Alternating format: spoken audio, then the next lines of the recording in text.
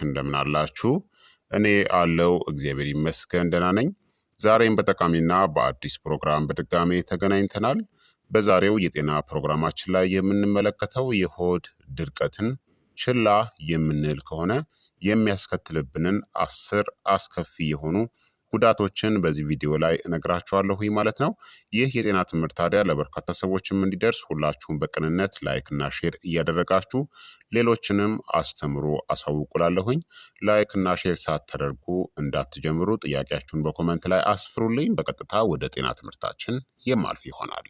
የሆድ ድርቀትን ችላ ማለት ምቾት ማጣት ብቻ አይደለም፣ ቀስ በቀስ መላውን የጨጓራ እናም የትንሹ አንጀት ስርዓታችሁን እንዲሁም አጠቃላይ ጤናችሁንም ሊጎዳ ይችላል። የሰገራ ጉዞ ሲዘገይ ወይም ሲከብድ ቆሻሻ በአንጀታችን ውስጥ መቆየት ካለበት በላይ ይቆያል። ይህም ተያያዥ የሆኑ ችግሮችን ይቀሰቅሳል። የሆድ ድርቀት ሳይታከም ቢቀር ምን ሊከሰት እንደሚችል በግልጽ ልንገራችሁ። አንደኛ፣ ሰገራችን ይበልጥ ጠንካራ እናም ህመም የሚሰጥም ይሆናል። ሰገራ በአንጀታችን ውስጥ ረጅም ጊዜ ሲቆይ ብዙ ውሃ ከውስጡ ይመጠጣል። ይህም ሰገራውን ደረቅ፣ ጠንካራ እናም ለማስወገድም አስቸጋሪ ያደርገዋል። የሚሰማችሁ ስሜትም ሰገራ በሚወጣበት ጊዜ ማማጥ ወይም ህመም፣ የህመም ወይም የማቃጠል ስሜት፣ ሙሉ በሙሉ እንዳልተወገደ የሚሰማችሁ ስሜትም ይኖራል። ከጊዜ በኋላ ይህ አዙሪትን ይፈጥራል። ህመሙ ወደ መጸዳጃ ቤት ከመሄድ እንድትቆጠቡም ያደርጋቸዋል። ይህም ድርቀቱን ያባብሰዋል ማለት ነው። ሁለተኛ፣ የኪንታሮት መፈጠር ነው፣ ሄሞሮይድስ የምንለው። ማማጥ በፊንጢጣ ደመላሾች ላይ ጫናን ስለሚፈጥር ወደ ኪንታሮት ያመራል። ምልክቶቹም ማሳከክ ወይም መቆጥቆጥ፣ በፊንጢጣ ዙሪያ እብጠት፣ ሰገራ በሚወጣበት ጊዜ የሚታይ ደማቅ ቀይ ደም ይኖራል። ማማጥ ልምድ ከሆነባችሁ መጠነኛ የሆድ ድርቀት እንኳን ለኪንታሮት ሊዳርጋችሁ ይችላል። ሶስተኛ፣ የፊንጢጣ መሰንጠቅ ነው። ጠንካራ ሰገራን ማስወገድ የፊንጢጣውን ሽፋን ሊቀደው ይችላል። የሚሰማው ስሜትም በመጸዳዳት ወቅትና በኋላ የሚሰማ ስለታም የሆነ ህመም፣ ደም መፍሰስ፣ ወደ መጸዳጃ ቤት ለመሄድ መፍራትም ይኖራል። ይህ ብዙ ጊዜ ሰገራን አቅቦ ለመያዝ ስለሚያስገድድ ድርቀቱንም የከፋ ያደርገዋል። አራተኛ፣ ሰገራ በፊንጢጣ ውስጥ ተጣብቆ መቅረት ነው። ከሁሉ የከፋው መዘዝ ሰገራ ተጠራቅሞ መቆለፉ ነው። ሰገራው እንደ ድንጋይ ጠንካራ በመሆን በፊንጢጣ ውስጥ ይጣበቃል። ሰገራውን ጨርሶ ማስወገድም ላይቻላችሁ ይችላል። ምልክቶቹም ከባድ የሆነ የሆድ ህመም፣ የሆድ መነፋት፣ ፈሳሽ ሰገራ ሾልኮ መውጣት ማለትም በተዘጋው ሰገራ ዙሪያ የሚያልፍ። ይህ በህክምና ባለሙያ እርዳታ መወገድን ሊጠይቅ ይችላል። የቤት ውስጥ መፍትሄዎችም ላይረዱ ይችላሉ ማለት ነው። አምስተኛ፣ የማያቋርጥ የሆድ መነፋትና ጋዝ ነው። ቆሻሻ ረጅም ጊዜ ሲቀመጥ የሆድ ውስጥ ባክቴሪያዎች ስለሚያቦኩት ጋዝ ይፈጠራል። ልታስተውሉት የምትችሉት ምልክቶችም የማያቋርጥ የሆድ መነፋት፣ የተወጠረ ወይም ያበጠ ሆድ፣ ከፍተኛ የጋዝ መፈጠር ይኖራል። ይህ የምግብ ፍላጎታችሁንና የዕለት ተዕለት ምቾታችሁንም ይነከዋል። ስድስተኛ፣ መርዛማ ንጥረ ነገሮች ወደ ሰውነት መመለስ ነው። የድካም ስሜትም ይኖራል። ሰውነታችሁ ቆሻሻን በማስወገድ ረገድ ጎበዝ ቢሆንም ሰገራን አከማችቶ መያዝ ደግሞ ለአንዳንድ ችግሮች ይዳርጋል። አንዳንድ የቆሻሻ ተረፈ ምርቶች በሰውነት ተመልሰው መመጠጥ፣ የክብደት፣ የድካም ወይም የጭጋጋማነት ስሜት ይኖራል። ተጽዕኖም የጉልበት ማጣት፣ ትኩረት የማድረግ ችግር፣ አጠቃላይ የምቾት ማጣት ስሜት ይኖራል። ሰባተኛ፣ የአንጀት መለጠጥ እናም መላላት ነው። ስር የሰደደ ድርቀት የአንጀት ጡንቻዎችን ከልክ በላይ ሊለጥጣቸው ይችላል።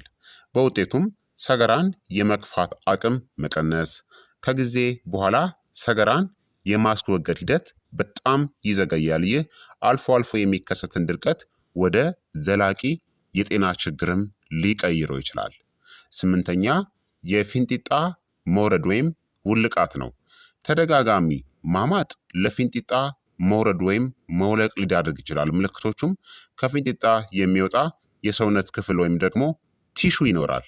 ምቾት ማጣትና ንፍጥ መሰል ፈሳሽ መውጣትም ይኖራል። ይህ ብርቅ ቢሆንም ከባድ በመሆኑ ቀዶ ጥገናም ሊያስፈልገው የሚችል ጉዳይ ይሆናል። ዘጠነኛ የምግብ ፍላጎት ማጣትናም ማቅለሽለሽ ነው። የተዘጋ የጨጓራና ትንሹ አንጀት ስርዓት የረሃብ ስሜትን ይነካል። ሊያጋጥማችሁ የሚችለውም ቶሎ የመጥገብ ስሜት፣ ማቅለሽለሽ፣ የምግብ ፍላጎት መቀነስ ይሆናል። ይህ ከጊዜ በኋላ በአመጋገባችሁ እናም በጤናችሁ ላይ ተጽዕኖም ይኖረዋል ማለት ነው። አስረኛ የአእምሮ እናም የስሜት ተጽዕኖዎች ነው። ስር የሰደደ ምቾት ማጣት ሰዎች ከሚያስቡት በላይ በስሜት ወይም በሙዳቸው ላይ ተጽዕኖ ይኖረዋል። የተለመዱ ተጽዕኖዎችም ቶሎ መበሳጨት፣ መጸዳጃ ቤት ስለመጠቀም መጨነቅና የኑሮ ጥራታችሁም ይቀንሳል ማለት ነው። ስለዚህ ሰገራ ወይም ደግሞ የሆድ ድርቀት ችላ ከተባለ እነዚህ አስከፊ ችግሮች ሊከሰቱ ይችላሉ። ታዲያ ችላ ሊባሉ የማይገባቸው ምልክቶች ደግሞ እነዚህን ካስተዋላችሁ ቶሎ እርምጃ ልትወስዱ ይገባል። በየጊዜው ለ3 ከዚያ በላይ ቀናት ሰገራ የማይወጣ ከሆነ፣ ህመም ወይም ደም መፍሰስ አብሮ ካለ፣ የማያቋርጥ የሆድ መነፋት ካለባችሁና ሆዳችሁ ሙሉ በሙሉ ባዶ እንዳልሆነ የሚሰማችሁ ከሆነ ምርመራ ያስፈልጋል። ታዲያ ሰገራ ደረቅ ከሆነ ወይም የሆድ ድርቀት ካለባችሁ ምን ማድረግ ይኖርባችኋል? ቀላል የሆኑ መፍትሄዎች፣ አንደኛ በቂ ውሃን ጠጡ። በቀን ውስጥ በቂ ውሃ መጠጣታችሁን አረጋግጡ። የሽንታችሁ ቀለም ምንጊዜም ፈዘዝ ያለ ቢጫ መሆን ይኖርበታል። ደማቅ ቢጫ ከሆነ የውሃ እጥረት አለባችሁ ማለት ነው። ሁለተኛ የፋይበር መጠንን ቀስ በቀስ ጨምሩ። እንደ ፓፓያ፣ ሙዝ ያሉ ፍራፍሬዎችንና አትክልቶችን እናም ጥራጥሬዎችን ተመገቡ። ሶስተኛ ሰውነታችሁን ደግሞ አንቀሳቅሱ። በቀን ከ20 እስከ 30 ደቂቃ መራመድ ለአንጀት እንቅስቃሴ ይረዳል። አራተኛ የመጸዳጃ ቤት ስሜት ሲመጣባችሁ አታዘግዩ። ስሜቱ እንደመጣባችሁ ወዲያውኑ ወደ መጸዳጃ ቤት መሄድ እናም ማስወገድ ያስፈልጋል። አምስተኛ የመጸዳጃ ሰዓት ይኑራችሁ። በየቀኑ በተመሳሳይ ሰዓት በተለይ ከምግብ በኋላ ለመጸዳዳት መሞከር ያስፈልጋል። በተለይ ከእንቅልፋችሁ እንደተነሳችሁ ጠዋት ላይ የሰገራ የማድረግ ልምድ ቢኖራችሁ በጣም ተመራጭ ነው ማለት ነው። በአጠቃላይ የሆድ ድርቀት ቀላል ሊመስል ይችላል። ነገር ግን ችላ ማለት ወደ ህመም እናም እንደ ኪንታሮት፣ የፊንጢጣ መሰንጠቅ ወይም ደግሞ የሰገራ መቆለፍ ወይም በተለምዶ ቅርቃር የምንለው እንደነዚህ ላሉ ከባድ ችግሮች ይዳርጋል። ችግሩን በጊዜ በፈታችሁት ቁጥር መፍትሄው ቀላል ይሆናል ማለት ነው። ስለዚህ ክቡራትና ክቡራን ተመልካቾቼ የዛሬው የጤና ትምህርቴ ይህንን ይመስል ነበረ። የሆድ ድርቀትን ችላ የምንል ከሆነ የሚያስከትልብንን አስከፊ የሆኑ የጤና ችግሮችን በዚህ ቪዲዮ ላይ ነግሬያችኋለሁ ማለት ነው።